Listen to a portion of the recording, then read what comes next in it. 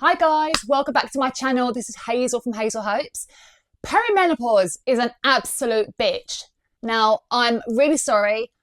No, I'm not sorry. It is an awful thing for women to have to go through.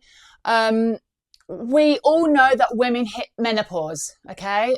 My mum would tell me she'd have hot flushes and night sweats when she was that age, 25 years ago. But oh my God, did not hear the rest of the things that happen. Now, women in society today, in the last maybe 3 or 4 years, we are hearing about the perimenopause. Now, the perimenopause wasn't mentioned 20 odd years ago. So, and I never heard people talking about it or moaning about it. So the perimenopause hits people like a ton of bricks. And then you don't know you're in it until you're in it. And then what I mean by that is you get these symptoms and then you get that symptom and then you get another symptom and you're like, what the heck is happening to me? So let's get through some of these common symptoms, see what you guys resonate with, and see if you are maybe going through perimenopause too and what can maybe help you. I am no way affiliated with any GP medical things. I'm just telling you my own personal experiences, what worked for me, what works for my friends of a similar age, and let's see if we can help each other out. All right, let's get going. So mine probably started about, I think I was 48. Yeah, I was 48, so just 2.5 years ago. And very first thing I got was a little patch on my shin of eczema. And I don't get eczema. So I looked at this little patch. I went straight to Boots and I bought like this special eczema cream, and I put it was scaly. It was like diddy small. It was so small. And when you get to the age of nearly 50 and you've never had eczema in your life, you notice it. You notice something new. So I just put it down to, do you know what I mean? Just put it down to it's eczema for some reason. Suddenly I'm allergic or got dry skin because of something else. So anyway, so I treated that. That was no problem. Did not put that down to perimenopause at all. Then I slowly started to lose my sleep pattern. I don't sleep well anyway. So my sleep pattern got even worse. And as you know, if you have a lack of sleep, you then can't function well the next day and you're exhausted the next day. So this continuously knocked on with the next day and the next day and the next night and the next night. And you know, you're just exhausted and you're just looking for things to help you get through the next day. And then suddenly you get one good night's sleep and you're okay again. So that happens. Then suddenly the night sweats.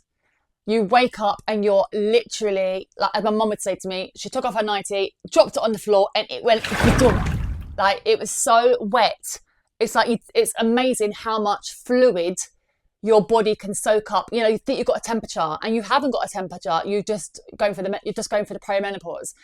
So the night sweats and the hot flushes are the most commonly known ones.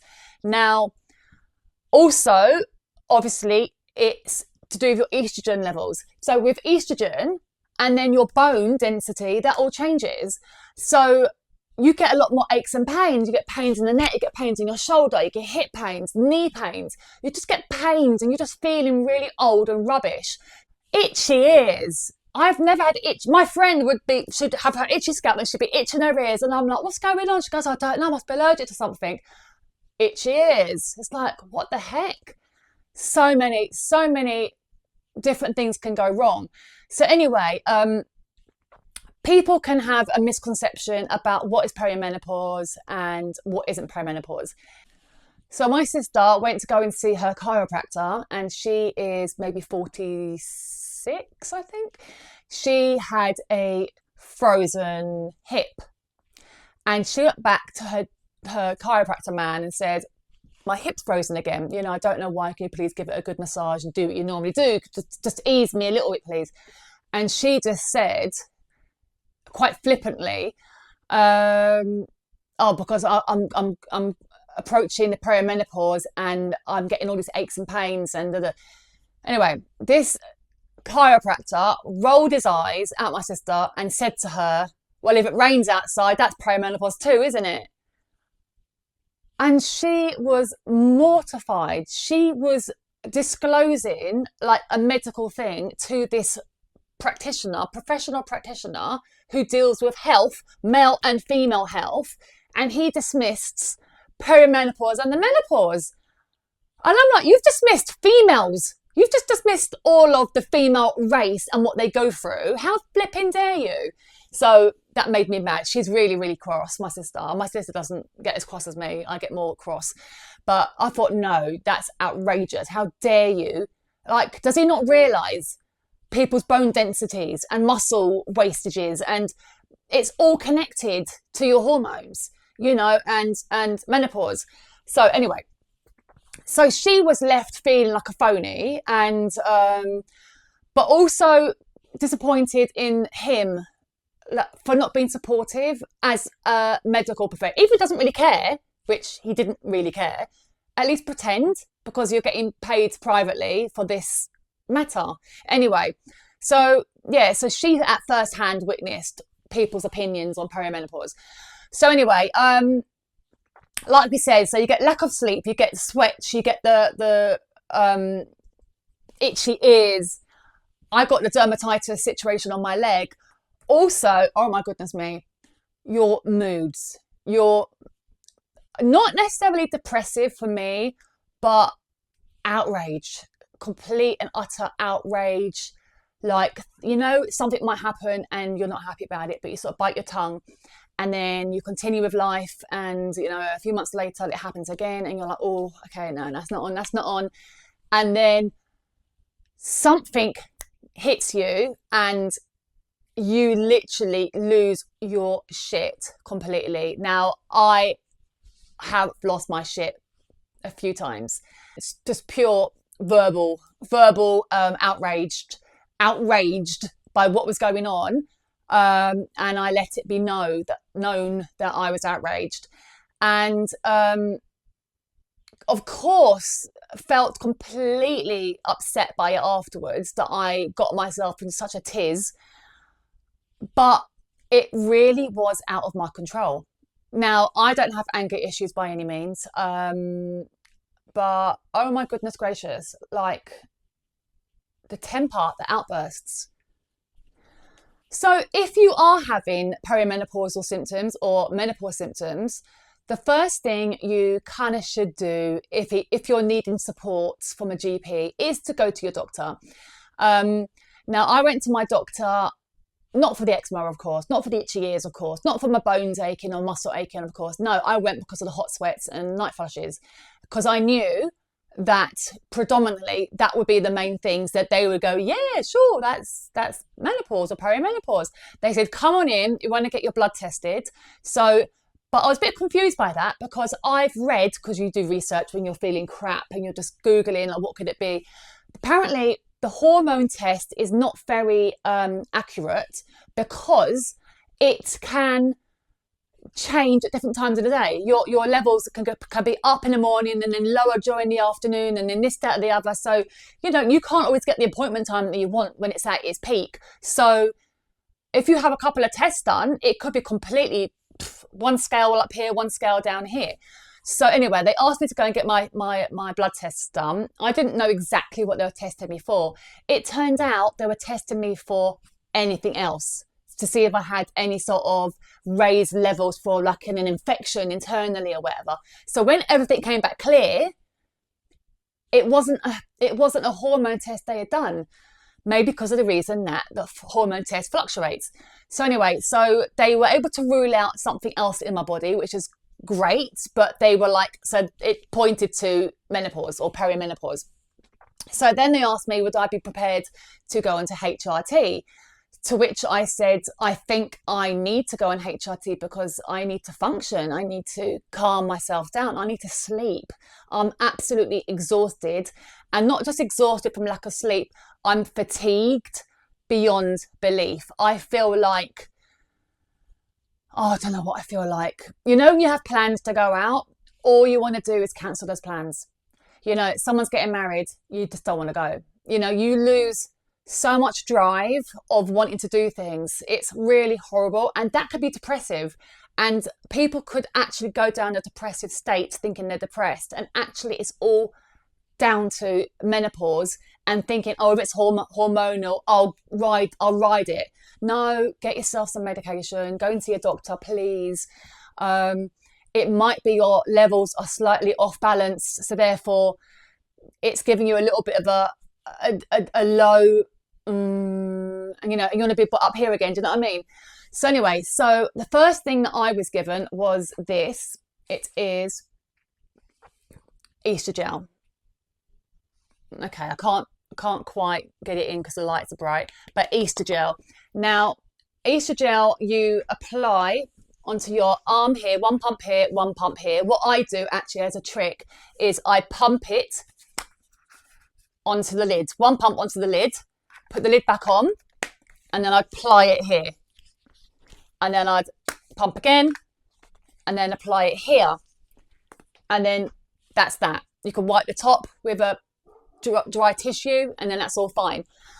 Now, I think the maximum you're allowed to use is 4 pumps. So one on one, and then you can put 2 on your thighs. But I think they say to do it like 2 in the morning and do 2 at night. But then I heard things that putting it at night can actually make you a bit twitchy. Where do you hear these things? It doesn't mean it's gospel, does it? But I guess it's someone's experience. It happened to someone, so they mentioned it. So, sometimes it's good to hear what could happen so that you're aware of it in case it does happen. If it doesn't happen, then great. But yeah, so 4 is the maximum that you're allowed to have, but you need to be given permission to have 4 because obviously you'll be using it twice as quickly if you do 4. Now, you'll know if it starts working because you will stop, first of all, your night sweats or the hot flushes. If you've been getting them daily and you've been getting your obviously night sweats during the night, you will notice that pretty much immediately, to the point that you've used it for 3, 4, 5 days, and then suddenly you notice that it's stopped your night sweats. So it didn't stop my aches and pains. It didn't stop my ears from itching, even though they're clean. It didn't stop my eczema. Went away because I used the eczema cream, I guess. It was just, lack of sleep. No, the lack of sleep didn't really improve either, to be fair. So anyway, it worked for a short while, and then it stopped work. After maybe 4 or 5 months, I called the doctor up and I said, look, it's not working. You put it on you. It's supposed to last, I think it says, allow it 5 minutes to dry before you put anything on top. So I was putting it on and brushing my teeth, brushing my hair, getting my clothes ready, etc. 25 minutes later, I still have wet arms. Now, if you're going out in the cold of winter, you can't be going out with bare arms. I'm walking out in the street like this because my arms are still wet. And I'm like, what's going on? So eventually it turned out I've got absorption issues. I didn't know that was a bloody thing, absorption issues. So the night sweats came back, this, that, and the other. And then they said, oh, it's because your body is not absorbing it in properly. So they said, would you like to try the patches? And my friend was like, oh no, patches are rubbish. Don't try the patches. So anyway, I tried on the patches. I think you get 8 in the box. Yeah, you get 8 patches in one box, and you apply it twice a week. So I do it every Wednesday and every Saturday. And you put it on to either your stomach or your thigh area or your bum, I think. And it's that size. So it's something that I personally have noticed immediately working. So when my friend said to me, oh no, they're rubbish, which is interesting that she found them rubbish, I put it on straight away, and I'm like, why wasn't I given this first of all? It's slap it on, it's on. There's no waiting for it to dry. There's no walking around the streets of London with your arms out like that for 25 extra minutes. Whether or not it's a cost thing and they give you the cheapest thing first, probably no in the UK NHS. But yeah, this stuff here at the moment, I've been on it since I think probably 9 months, and it has been amazing. I just wished I had it for the first round, you know, because I really, really struggled with the gel. It was just, I didn't like the feeling. And when I started off, I'd pump it into my hand and then do that, and then you've got to wash this product down the sink, and you're putting like chemicals and hormones into the water supply and stuff like that, which is now why I put it on the lid. So yeah, just shove the patch on your stomach and Bob's your uncle. You know, it's much more easier. I did really well with that. Now, they can also give you testosterone, because you're losing, everyone, even, you know, I know men obviously have testosterone, but women have it as well. Now, we have it in lower quantities, and you lose it as well when you go through perimenopause, menopause. So they do actually give you testosterone. My friend who gets it, she puts it on her and she goes out and she feels really tough. She goes, I hope no one messes with me today.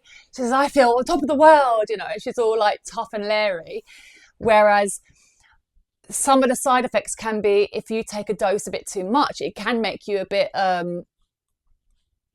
feisty, a bit too feisty, not aggressive, but a bit too feisty.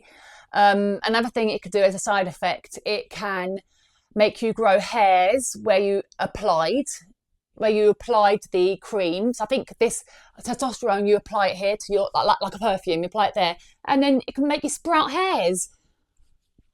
Honest to God, women, the things that we have to go through is horrendous.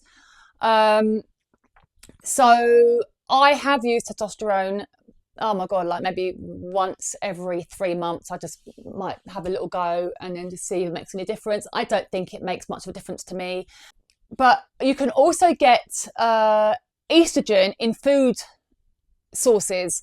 And I know there's a lot of people on different diets, different dietary needs, etc. But the only thing that I can think of right now is edamame beans. They are very Moorish. They are healthy.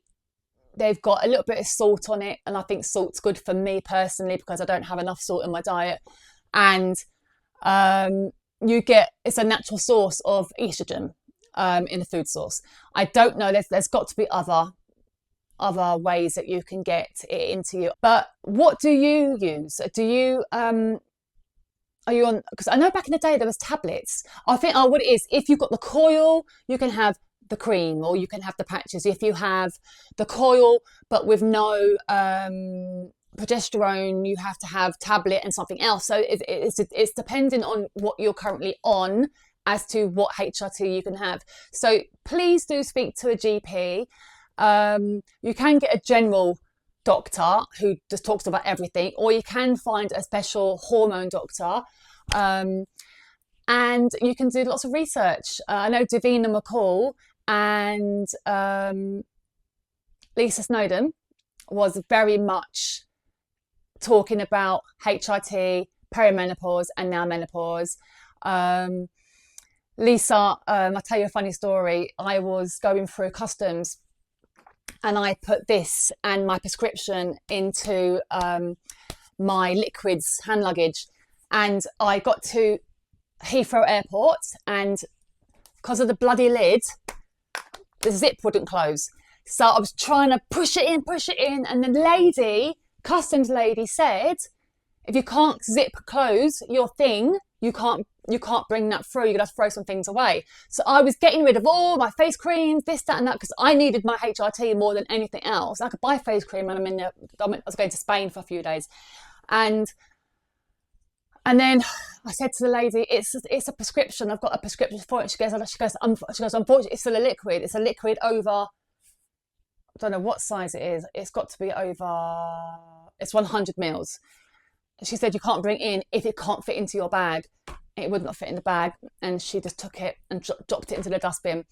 And at those times, I was on Instagram and I was watching Lisa Snowdon talking about the shortage of estrogen, because Europe wasn't producing enough for all the people around Europe, including the UK, with this HRT.